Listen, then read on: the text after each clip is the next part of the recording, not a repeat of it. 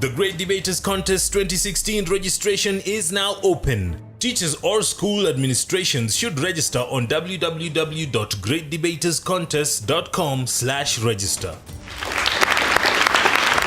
Karibuni Nyeri, and thank you for making the wise decision to tune in to the Great Debaters Contest. I am your host, Mariam Bishar. And I am Austin Yumbok. Our motion today is elections in Africa have failed in their democratic role. We have Ruchu Secondary versus Baricho Boys. Who will be the victor, Mariam?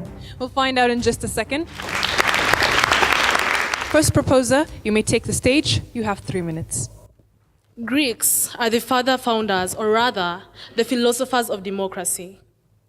Democracy is the first igniting flame in most of the continents, countries, regions, name them. It has brought both positive and negative impacts. But in Africa, it seems that the flame is here to consume us. Democracy, democracy, democracy. What is democracy? This is a government of the people, for the people, and by the people. In many countries in Africa, we seem not really to understand what democracy means. Rather, some leaders view it as a chance to get credit and win elections. In these, what are elections? These are occasions where people are given the chance to vote for whom they feel is worthy to rule them. It's unfortunate and disturbing that after all these, we still have clashes, we have deaths, we have wars. Statistics have it that after elections, a third of the population goes 6 feet under. I hereby firmly stand by the motion, elections in Africa have failed in the democratic role. And I kindly want to ask my worthy opponents to cross the bridge and help me in supporting this motion, because apparently we see it has a lot of defects. Some of the few, or rather some of the numerous failures that it has, we have irregular elections. For instance, Equatorial Guinea, they take their elections after every 7 years. This is enough. If you take the chance in Kenya, it's enough for a person who is 11 years old, right now at class 6, to vote in the next elections. This person is not even submitted to the enough chances to view what this means, what elections stand for. Secondly, we have illiteracy. We don't have literate people, or rather, we have illiterate people in the rural areas. They don't have the chance or the exposure to what they should do when it comes about voting. And most of all, we have rigging in elections. It's said that it doesn't matter how many people vote. What matters is who counts the votes. As a normal citizen, you might think that elections are free, fair, and regular. But oh no, you're wrong. What you don't know is who is behind the curtains. Who counts these votes? I am Happiness Kerigo, representing Ruchu Girls. Thank you. Opposition, you have 3 minutes to make your opening statements. Elections, learned colleagues, is a process by which voters elect people to positions. They get leaders to positions by voting. And democracy is therefore a rule by the majority while considering the minority. So if elections have a democratic role, the democratic role of the elections would be to ensure that the leaders are there because the majority want them, and because these same leaders will still respect the minority. So why do I say that elections have succeeded? One, because of the independence of electoral bodies. In Kenya, as an example, the IEBC, as a provision of the new constitution, is independent. The president, parliament, and all other politicians cannot interfere with its functioning. What does this have to do with democracy? This ensures that the electoral body has no bias. In Ghana, a sitting president lost his seat. What is this if not democracy? Having a president with all his Having a president with all his machinery and the president is still ousted shows that there is democracy. A second point to illustrate that elections have succeeded beyond reasonable doubt is that the good policies in place. The Constitution once again has said that there needs to be 50 plus 1% or 25% in 24 counties for you to be a president. If it is not the majority which is giving you 50 plus 1%, what is? Ladies and gentlemen, Constitution once again, which is my main point here, has helped us get democracy. The Constitution got into place through elections. If you still think that these elections are failing democracy, refer to Nigeria. Goodluck Jonathan was a sitting president. Despite his name Goodluck, his luck was not enough to secure him a seat against the will of the people. With elections, the will of the people reigns. With elections, the will of the people is supreme. Thank you, ladies and gentlemen. We'll hear rebuttals now, beginning with the proposition. You have 3 minutes. Rehema, a 22-year-old girl in campus. She leaves home for school 2 weeks before the elections. Mom is okay, dad is okay, siblings are all well. 2 weeks after the election, Rehema's mother is killed. Rehema's father is maimed. Rehema is raped. Rehema's siblings are bound down in a house in defense of, I chose the leader of my choice, but my choice is not on the seat. How was democracy practiced? I am Wendy Wanja from Ruchu Girls, proposing the motion, elections in Africa have failed in their democratic role. On to my second proposal, disputation of elections.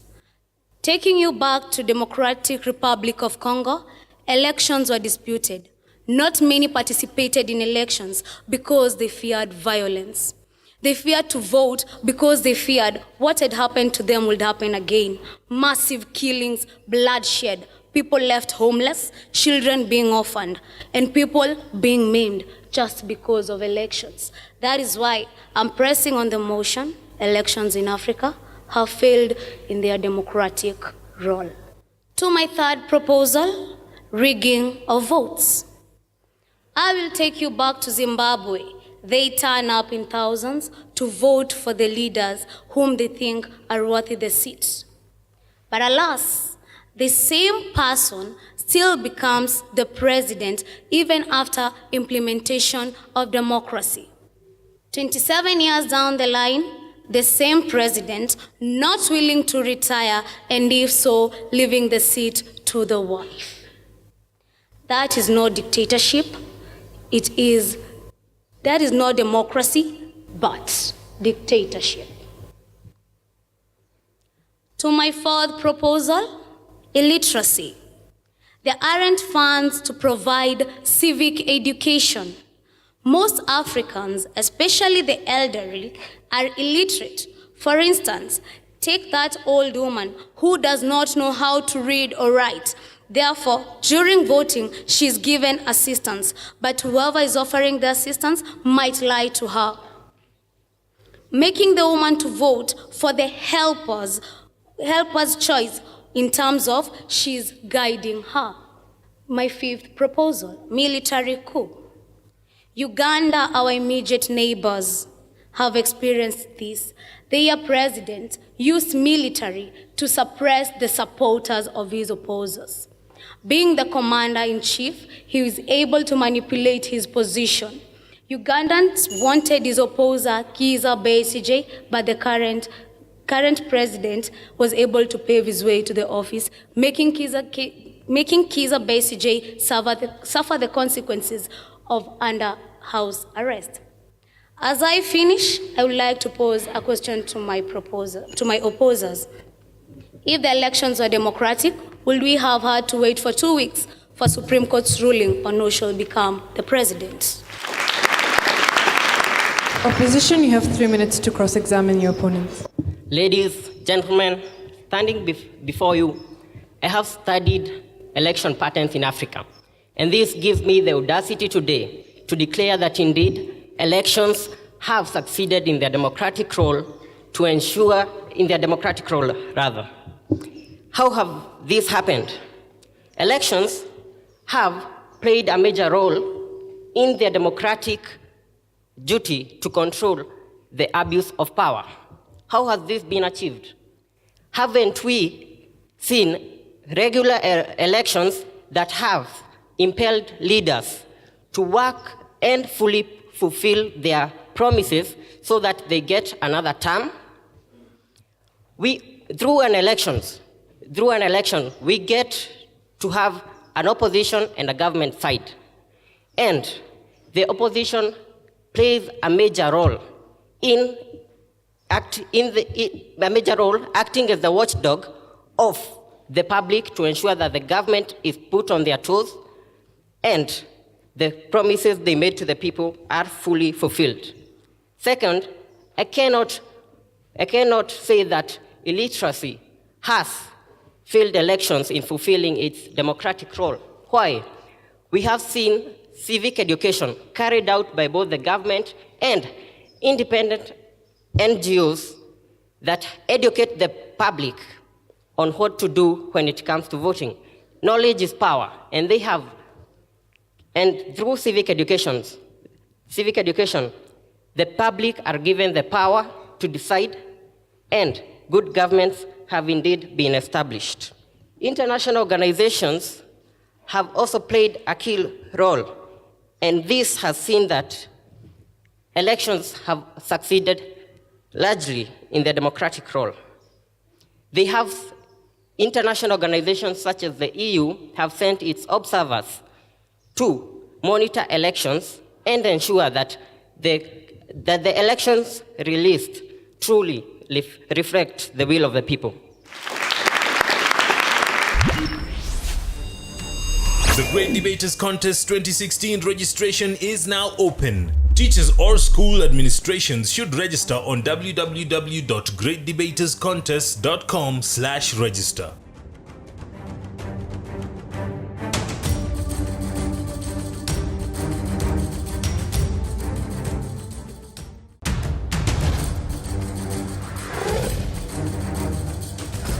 The Great Debaters Contest 2016 registration is now open. Teachers or school administrations should register on www.greatdebaterscontest.com/register. Proposition have been asked how they can claim that we do not know what goes on behind the scenes during elections, yet we have various forms of media.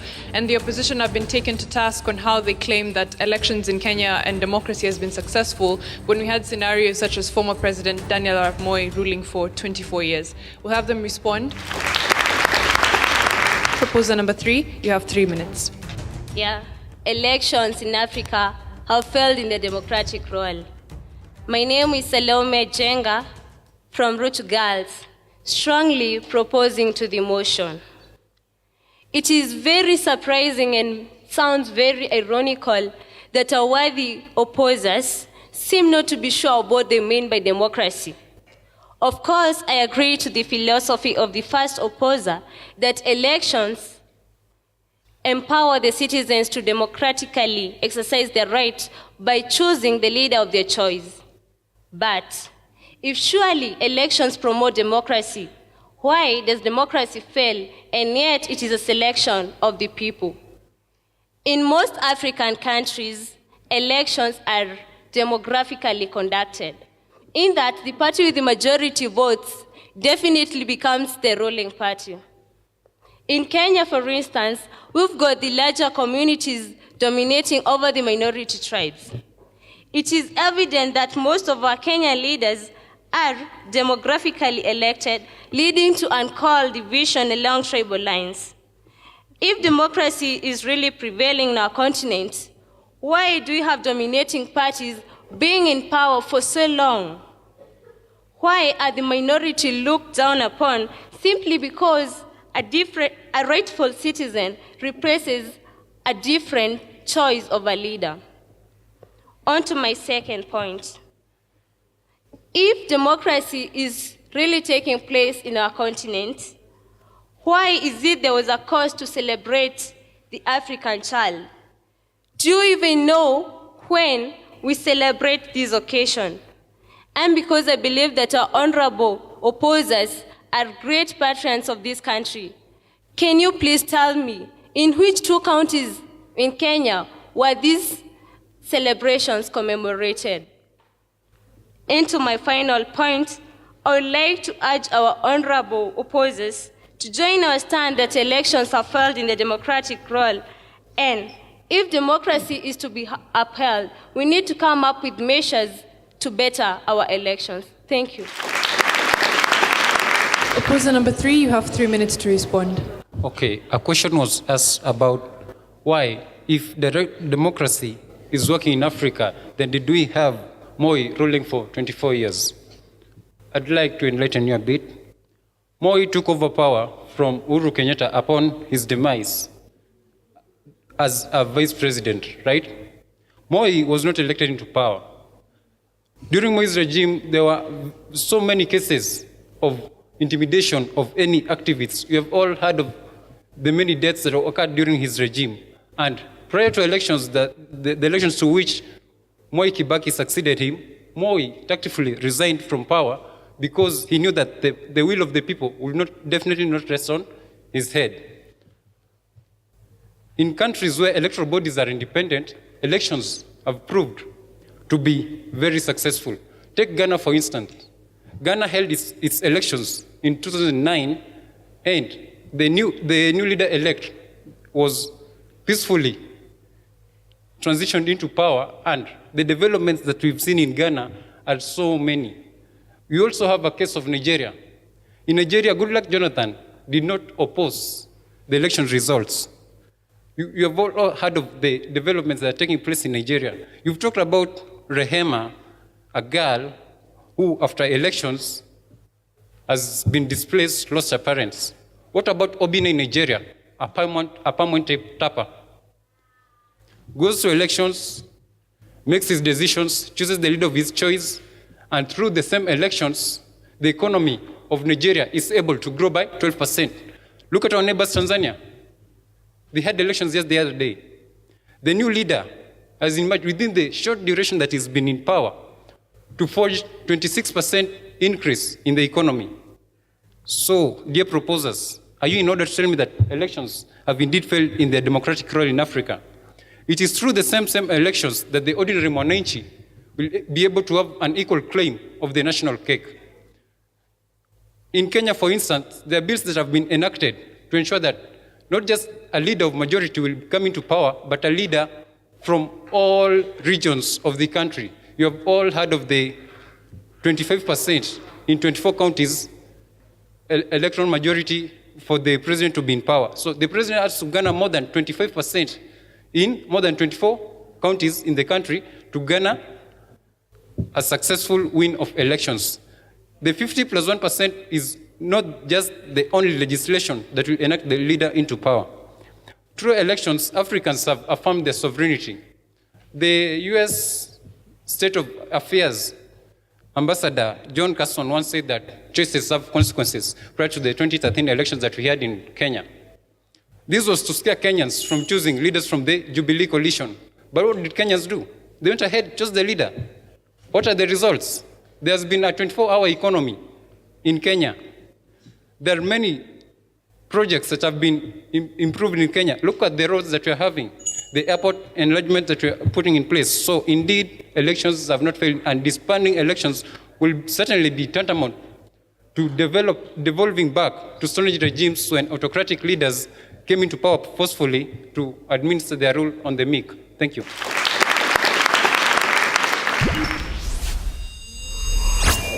We'll hear closing submissions. Proposers, you have 1 minute. There was a question that what goes on behind the curtains. To inform you, this is just a phrase we use to say we don't know what goes behind the backs of the people. And even if you say we have media, we have radios, we have televisions, consider that grandma in a place like Isiolo. She didn't go to school. She didn't have a chance to even know what goes on in the government. And yet she's supposed to vote. She's out there, she's being rigged, she's being given false information on what she should do when it comes to voting. Exactly the reason why I said no one knows what goes on behind the curtains. Thank you.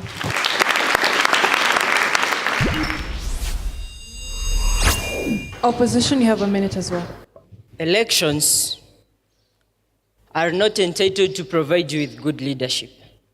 Elections, as given to democracy, if we choose to understand the motion, is the majority having their say. If the majority decide that he's the person, and you disagree, you think he's not the person, isn't that still democracy? Because the majority have had their say. If we say that democracy through elections has provided us with bad leadership, and you say to us Museveni, the guy still wins by a landslide. If you say Kagame is still loved by the people. The people themselves request him to extend his term. So, do you still think that elections have failed in their role because they are poor leaders? I give you an analogy. I was driving a car. I had an accident on a road. Who is to blame? The car, the road, or the driver? Thank you.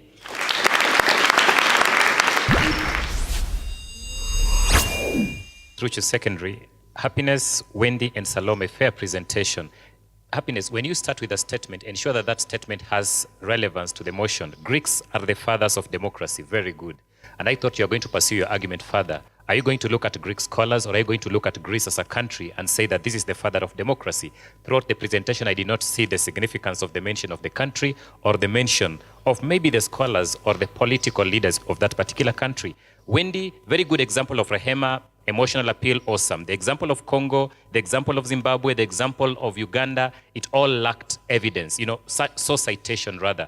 You might have a problem with Robert Mugabe, for example, of Zimbabwe, but the question is, has it been proven that he lost the election, or is it people's perceptions? The same applies to Yoweri Museveni of Uganda. Has it been proven? Do we have an independent body that has proved that he lost the elections? If you can have that, then fair enough. And that is why source citation becomes very important. Salome, fair presentation. So for you as a team, the most important thing, source citation, arguing your points to a logical conclusion. Baricho boys, my question to you is, which democracies have worked well over a long period of time in Africa? We needed to hear such examples, all right? So that at least you can build a case where you tell us that democracy has really been working. Quick pointers to Mark, Jeff. Which president and where in Ghana? It's good to tell us where and when. Of course, the example of Goodluck Jonathan was very good. Work on delivery and persuasion, good facts. Emmanuel, good submissions as well. Also work on your delivery style so that it's not monotonous, and coherency as well. Brian, very good connection, especially with the economy, because democracy is not just about the ballot paper. That's what we were saying here. There's more around democracy, the rights of the people and everything else. So when you connected that to the economy, that was a plus. Good submissions as well. But when you say that Moi took over from Uhuru, I think that was wrong. We all know that, right? So I guess that was a slip of the tongue. But all the best to the team.